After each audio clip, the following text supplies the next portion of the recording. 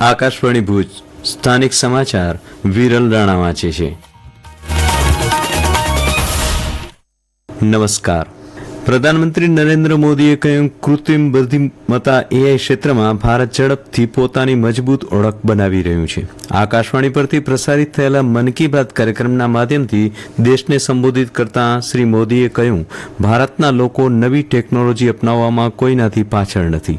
શ્રી મોદીએ તાજેતરમાં પેરિસમાં એઆઈ સંમેલનમાં પોતાના અનુભવની પણ વાત કરી. स्पेस और साइंस की तरह एक और क्षेत्र है जिसमें भारत तेजी से अपनी मजबूत पहचान बना रहा है. ये क्षेत्र है एआई यानी आर्टिफिशियल इंटेलिजेंस. हाल ही में मैं एआई के एक बड़े सम्मेलन में हिस्सा लेने के लिए पेरिस गया था. वहां दुनिया ने इस सेक्टर में भारत की प्रगति की खूब सराहना की.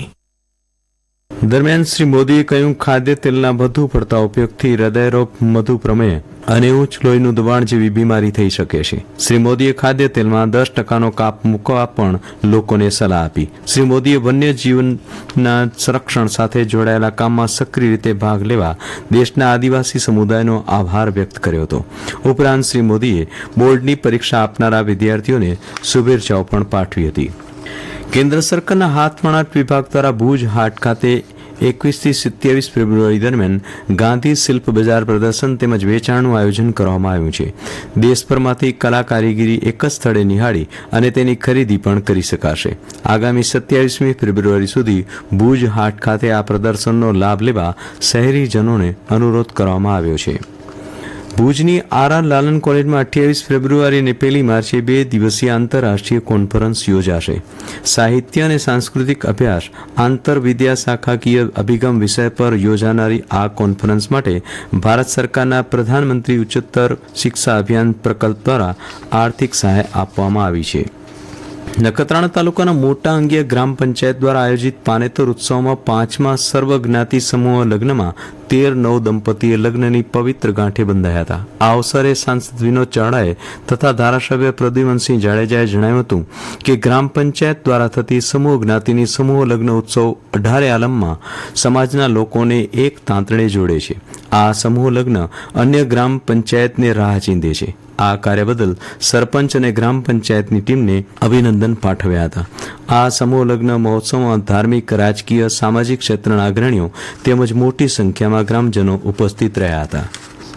ભુજના ઐતિહાસિક હમીરસર તળાવમાં આજે સવારે સફાઈ માટેનું અભિયાન હાથ ધરવામાં આવ્યું હતું. સંત નિરંકારી ચેરિટેબલ ફાઉન્ડેશન દ્વારા ભારત સરકારના સંસ્કૃતિ મંત્રાલયના સહયોગથી પ્રોજેક્ટ અમૃત અંતર્ગત કચ્છ સહિત રાજ્યના 1700 જળાશયોમાં સામૂહિક સ્વચ્છતા ઝુંબેશ હાથ ધરવામાં આવી હતી.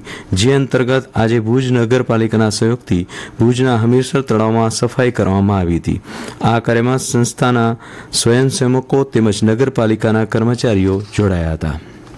આવતીકાલે માંડવી શહેરના 445મો સ્થાપના દિવસ અંતર્ગત વિવિધ કાર્યક્રમોનું આયોજન કરવામાં આવ્યું છે.